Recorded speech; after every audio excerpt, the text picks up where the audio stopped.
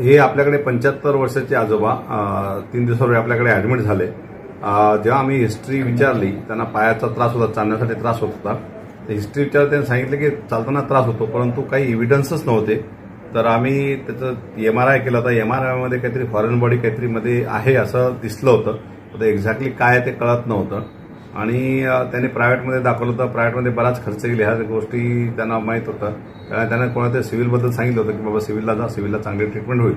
तिकडे आले, अप्रोच झाले आणि आम्ही बघितलं तर विषय जर थोडा कॉम्प्लिकेटेड वाटत होता, कारण हा बोनमध्ये आहे का किंवा पायाला दुसरं काही आहे का याचा। तर ते केल्यानंतर आणि बाहेरनं जखम वगैरे काही नव्हती।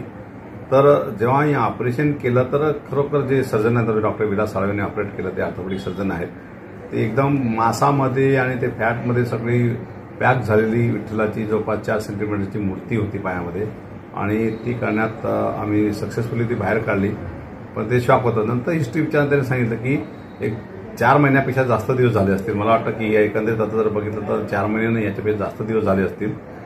ते कुठनं तरी काम करत असताना एक स्टूलवरनं खाली पडले होते, त्यावेळेस ही मूर्ती त्यांच्या पायात गेली असावी आणि ती जखम तिथे झाली होती। ती जखम अँटीबायोटिक घेतल्यानंतर किंवा ते ट्रीटमेंट केलं तर जखम भरली गेली, परंतु मूर्ती पायातच राहिली। ही त्यांच्या लक्षातही नाही आलं, ना डॉक्टर ज्याने ट्रीटमेंट केली त्यांच्या लक्षात, ना आजोबांच्या लक्षात आलं।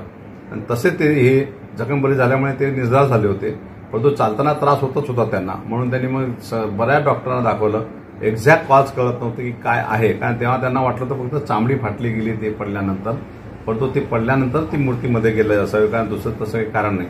आणि ती मूर्ती बऱ्याच दिवसापासून पायात आहे आणि त्याच्यामुळे ती एवढी पॅकेज झाली होती, त्याच्यामुळे काढणंही थोडंसं डिफिकल्ट, जवळपास पाऊण तास या सर्जरीला लागला। आमचे 4-5 डॉक्टरची टीम, डॉक्टर साळवे, त्यांच्याकडचे बाकी ज्युनियर डॉक्टर, अनस्टेशिस्ट डॉक्टर, आणि सगळ्या गोष्टी, आणि ती सक्सेसफुली मूर्ती काढली। आणि आता बाबा आमच्याकडे ऍडमिटच आहेत, ते अतिशय चांगले आहेत आणि बरे झाल्यानंतर आम्ही त्यांना लवकर डिस्चार्ज करू।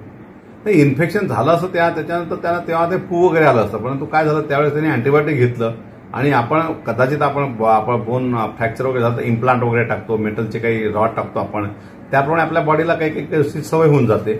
नॉन इनेट्रंट मेटल जर असेल तर कदाचित त्याच्यामुळे त्या काळात इन्फेक्शन अँटीबायोटिक दिल्यामुळे आणि ते जखम भरल्याने ते इन्फेक्शन कमी झालं। आताच्या घडीला कुठलं इन्फेक्शन नव्हती, मूर्ती म्हणजे बिलकुल प्रॉपरली सेफ ठिकाणी पायामध्येच होती, त्याला कुठलंही इन्फेक्शन नाही किंवा कुठलाही त्याला प्रॉब्लेम वाटला नव्हता।